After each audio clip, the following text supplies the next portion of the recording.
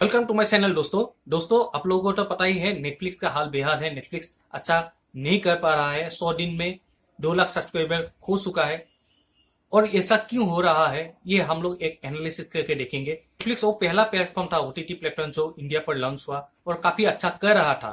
लेकिन last 2 year से जब सब ओटीटी प्लेटफॉर्म राइजिंग पर था, क्योंकि कोविड की वजह से कोई भी बाहर निकलकर थिएटर पे जा नहीं सका था, उसी टाइम बहुत सारा ओटीटी प्लेटफॉर्म राइज पर था।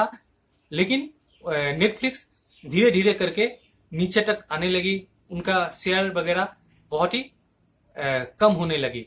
और ऐसा क्यों हो रहा है वही हम लोग आज एनालिसिस करेंगे। दोस्तों मुझे लगता है जो पहला कारण है वो है उसका इंटरफेस। इंटरफेस खोलने से ही कुछ अलग देश का सीरीज मूवीज वगैरह सजेशन में आता है। मुझे लगता है इंटरफेस थोड़ा चेंज होना चाहिए, थोड़ा इंडियननेस आना चाहिए। जैसे ही हम लोग खोले तो इंडियन मूवीज सजेस्ट करना चाहिए, तेलुगु हो, तमिल हो, बहुत सारा इंडियन मूवीज है, तो वो सब या सीरीज हो वो वगैरह ट्रेंडिंग में रहना चाहिए और वो सब इंटरफेस में वो पहले रहना चाहिए। दोस्तों मुझे लगता है ये एक पहला कारण हो सकता है। दूसरा, बहुत लोग बोलता है कि फीस बहुत ज्यादा है। मुझे नहीं लगता है कि फीस बहुत ज्यादा है। फीस तो ठीक ठाक ही है, लेकिन मुझे लगता है कि ऑडियंस जो देख रहा है, जो व्यूअर्स है नेटफ्लिक्स का, उन लोगों को वर्थ नहीं लगा है। क्योंकि जो पैसा दे रहा है, हम लोग जब कुछ भी खरीदते हैं, जब हम लोग पैसा देते हैं, अगर ज्यादा भी पैसा हो, अगर उस हिसाब से हम लोगों को सामान मिले तो हम लोग को खुशियां मिलती है। थोड़ा बहुत ज्यादा हो सकता है पैसा, टाइम ऐसा नहीं है कि हम लोगों को कम पैसा में ही अच्छा चीज मिलेगा। ज्यादा पैसा भी हो सकता है, लेकिन अच्छा चीजें मिलने चाहिए। तो हम लोगों को जो इंडियन कंटेंट है मुझे कम लगा, और जो हिंदी वगैरह कंटेंट है तो वहां पर वेब सीरीज रिलीज ही नहीं होता है, बहुत कम वेब सीरीज वगैरह है। और महीने में तो मुझे लगता है 2-3 तो वेब सीरीज रिलीज होना ही चाहिए मूवीज के साथ। मूवीज तो 5 से होना चाहिए और वेब सीरीज 2-3 रिलीज अगर होगा तभी लोग महीने भर महीने देखता रहेंगे। क्योंकि एक सीरीज रिलीज होगा उसके बाद नेक्स्ट महीने रिलीज ही नहीं होगा। तो बहुत सारा ऑडियंस ऐसा है जो सिर्फ हिंदी कंटेंट देखता है, जो इमोशनल अटैच है। इमोशनल पार्ट बहुत ही ज्यादा इंपॉर्टेंट है। हिंदी डबिंग में भी एक कोरियन सीरीज है और दूसरा लैंग्वेज का सीरीज है, तो बहुत लोगों को पसंद नहीं आता है वो सब सीरीज देखना, क्योंकि इंडियननेस फील नहीं होता है। बहुत लोगों को जज्बात होता है इंडिया से, इंडियन की लैंग्वेज से, इंडिया की कल्चर से।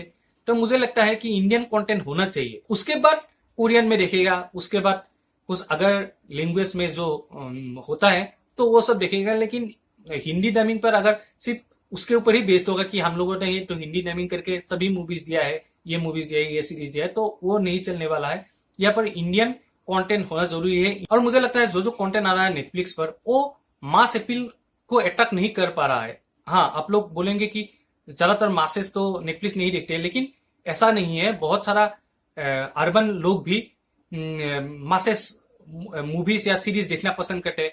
बहुत सारा इंटेलेक्चुअल हो गया, बहुत सारा मीनिंगफुल हो गया। ऐसा 1-2 सीरीज तो हो सकता है, 1-2 मूवीज भी हो सकता है, लेकिन सभी सीरीज ऐसा हो, सभी मूवीज ऐसा हो तो पसंद नहीं आता है। कुछ थोड़ा बहुत एंटरटेनिंग लाइट हार्टेड भी बनाना चाहिए। पहले तो बनाया था, लेकिन 2 साल से ज्यादा कुछ रिलीज नहीं हो रहा है। पहले तो सेक्रेट गेम्स, किल थिंग्स जैसा सीरीज, ऐसा कुछ सीरीज वगैरह होना चाहिए।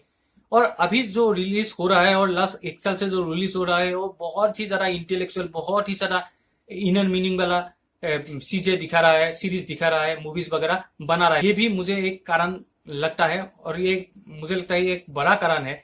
और आप लोग अगर कंपेयर करके देखें अमेजोन प्राइम और दूसरा जो है, उससे अगर आप लोग कंपेयर करें तो आप लोग देखने को मिलेगा कि अमेजोन प्राइम अभी रोहित शेट्टी के साथ कॉन्टेक्ट किया है, तो अमेजोन प्राइम वहां पर रोहित शेट्टी के साथ सीरीज बनाएगा, तो वो तो मास एंटरटेनिंग सीरीज ही होगा। तो ऐसा वगैरह बनाया है अदर ओटीटी चैनल्स पर, लेकिन नेटफ्लिक्स उसी पर ही स्टिक करके बैठा हुआ है कि इंटेलेक्चुअल टाइप का सब्जेक्ट, इंटेलेक्चुअल टाइप का स्टोरीज की बेस पे ऊपर आधारित सीरीज या मूवीज बना रहा है। छोटा कारण मुझे लगता है वो है कि जो प्रोडक्शन हाउस सीरीज बना रहा है, तो एक ही टाइप का प्रोडक्शन हाउस को सीरीज वगैरह दे रहा है, कुछ अलग अलग प्रोडक्शन हाउस को नहीं दे रहा है। अगर करण जौहर का धर्मा प्रोडक्शन सीरीज बना रहा है तो वही मूवी बना भी रहा है, सीरीज भी बना रहा है। अलग अलग प्रोड्यूसर्स के साथ काम करना चाहिए। पहले तो एक सीरीज बना था जामतारा, वो अच्छा था, जामतारा से साथ सीरीज लाना चाहिए, तभी लोगों को पसंद आएगा और अलग अलग टाइप का कंटेंट दिखने को मिलेगा। एक ही टाइप का, एक ही लेयर का कंटेंट। और फिर जो मुझे लगता है कि जो दूसरा बड़ा हॉटस्टार है, सोनी लिव है, वहां पर स्पोर्ट्स अवेलेबल है। वहां पर एड वगैरह रहता है, स्पोर्ट्स अवेलेबल है, और वहां पर इसलिए पैसा वगैरह थोड़ा कम करके रखा है। लेकिन स्पोर्ट्स देखने आता है तो उन लोगों को स्पोर्ट्स देखने को मिलेगा। अभी हम लोग आईपीएल देख रहे हैं और हॉटस्टार पर, तो स्पोर्ट्स सेक्शन से भी ऑडियंस वगैरह मिलेगा।